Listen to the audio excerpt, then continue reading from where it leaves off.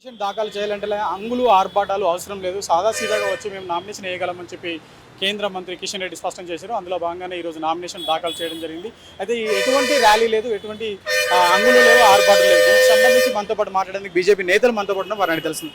Sir, మీరేమంటారు? ఈరోజు Kishan Reddy nomination దాఖలు చేసిన విధానం చూస్తే ఎక్కడ కూడా అంగులు లేవు, ఆర్భాటాలు లేవు, కేవలం కుటుంబ సమేతంగా వచ్చారు. ఒక 10 నుండి 100 మంది లోపు కార్యకర్తలు మాత్రమే వచ్చి నామినేషన్ దాఖలు చేశారు. మీరు ఎలా ఫీల్ అవుతారు? ఎట్లా అనిపించింది? ఎట్లుంటుందంటే పార్టీ చెప్పిన విధానము, ప్రభుత్వం ఇచ్చిన కండిషన్స్ ప్రకారమే ఆయన ఫాలో అవుతాడు. ఏదో మన ఆర్భాటం తెచ్చి కాదని ప్రభుత్వ అధికారులను పెట్టిన కండిషన్ కాదని రావడం కాదు. ప్రభుత్వం ఏ విధంగానైతే చెప్తారో అదే విధంగా వచ్చి సీదా సాదా వచ్చి నామినేషన్ వేయడం జరుగుతుంది.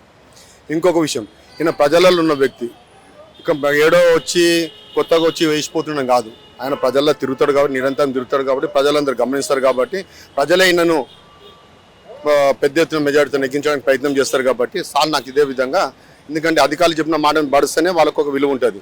ఒక పెద్ద వ్యక్తి కదా, ఒక మినిస్టర్ కదా, దాన్ని దిక్కించాను అనమాట. అదే కానీ కామంగా మనం వచ్చిపోయినట్టయితే 100 మంది 1000 మంది తీసుకొస్తాడు, ఇంకా కేసులు పెట్టుకునే అవకాశం కూడా ఉంటుంది. అదంతా అంటాడు. కేవలము పార్టీ చెప్పిన సిద్ధాంతము, పార్టీ చెప్పిన విధానము, ప్రభుత్వం ఇచ్చిన కండిషన్ల ప్రకారమే ఈ యొక్క సీదాసారి నామినేషన్ చేయడానికి వచ్చిండు. ఎలా ఉండబోతుంది సార్ ఈసారి పార్లమెంటు ఎన్నికలు? ఎలా ఉండబోతాయి? ఖచ్చితంగా సికింద్రాబాద్ నుండి ఎవరు గెలుస్తారు అనుకుంటున్నారు? ఎట్లా ఉండబోతాయి? పోటీ ఏమైనా ఉంటుందా, ఉండదా? మాకు వాస్తవంగానైతే పోటీ లేదు. ఎందుకంటే ఈ నాయకుడు వచ్చిన తర్వాత, పార్లమెంట్ సభ్యుడైన తర్వాత, గతంలో ఎమ్మెల్యే 3 పర్యాలు చేసిండు. అక్కడ కూడా మీరు చూసి ఉండొచ్చు. కాదు మన స్వల్పతాన్ని, కొంత నిర్లక్ష్యమా కార్యకర్తని ఓడిపోవడం, దాన్ని ఎంబడే మళ్ళీ పార్లమెంట్ ఎలక్షన్స్ వచ్చినాయి. అధిక మెజార్టీతో 60,000 మెజార్టీతో పైచిలుకుతో నెగ్గడం జరిగింది.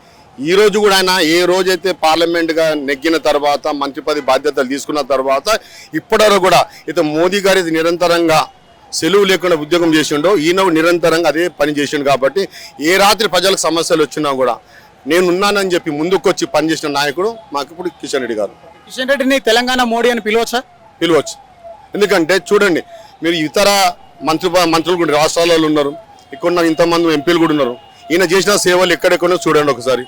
ఎందుకంటే ఇక్కడున్న పథకాలు ఎన్ని తెచ్చిండంటే, తెలంగాణకి ఎన్ని పథకాలు రావాలో, ఎన్ని సౌకర్యాలు రావాలో, ఫ్లైఓవర్లు కానీ, లేకపోతే రోడ్స్ కానీ, ఇంకా వేరే మ్యూజియంస్ కానీ, మీరు చూసా యూనివర్సిటీ కూడా కానీ, గోల్కొండ కానీ, ఇంతవరకు తెచ్చారా?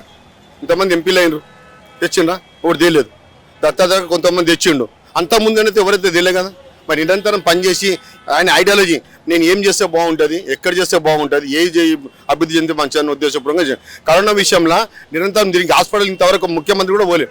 మీరు చూసిన సికింద్రాబాద్ హాస్పిటల్ కానీ, ఉస్మానియా కానీ, ఇదే కిషన్ రెడ్డి గారు ఉదయం నుంచి కనీసం వారం 2 సార్లు పోతుండే సికింద్రాబాద్. తన సొంత నియోజకవర్గం అంబర్పేటలో జరుగుతున్న ఫ్లైఓవర్ పనులు అసలు తాత్కాలికంగా బ్రేక్ పడినాయి, అసలు ఎందుకు వాటిని పూర్తి చేయలేకపోతుందని చెప్పి చాలా మంది స్థానికులు ఆరోపించారు, ప్రశ్నిస్తున్నారు. అంటే అది రాష్ట్రపతి నిర్లక్ష్యం. రాష్ట్రపతి ఏముంటుంది అంటే, ఇప్పుడు నేను ఒక బడ్జెట్ తీసుకొస్తా, ఒక ప్లానింగ్ తీసుకొస్తా, వచ్చినప్పుడు ఏమైనా రాష్ట్రపతిని కప్ప చెప్తాం, మరి నువ్వు ఇక్కడ అక్వేషన్ ఉంటే అవన్నీ తీసేసి ఇస్తేనే మేము వేస్తామని. ప్రభుత్వం చేయం, రాష్ట్ర ప్రభుత్వం నిర్లక్ష్యం అయినది ఏముంటుంది చెప్పండి? నాలా నిర్లక్ష్యం ఎందుకు? ఇండ్లు ఉంటాయి, తొలగించే బాధ్యత వాళ్ళది రాష్ట్ర ప్రభుత్వం, మున్సిపల్ అధికారులది. ఇలా కాదు, సెంట్రల్ గవర్నమెంట్ కాదు, కేవలం ఫ్లైఓవర్ వేయడమే ఆయన పని. నేను అన్ని తీసిస్తానుగా చేస్తాం, లేకపోతే ఏడు చేయగలుగుతాం చెప్పు.